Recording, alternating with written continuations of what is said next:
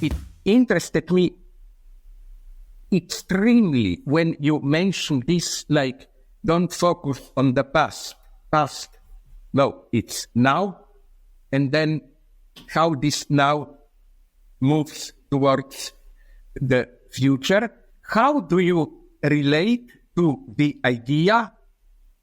I will put it in a very conditional way, popular with some popularizers of quantum mechanics, that first, okay, I will begin with that well-known Feynman's idea that when a particle goes from A to B, basically it, in some sense, virtual, it takes all possible paths, although it collapses into one.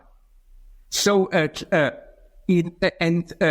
my idea of my recent work, when I'm also abandoning my old-fashioned, although not naive, but nonetheless Marxism, is that isn't our history like this? Like, did you read? I didn't, but too naive, but nonetheless, David Graeber, The Dawn of Everything.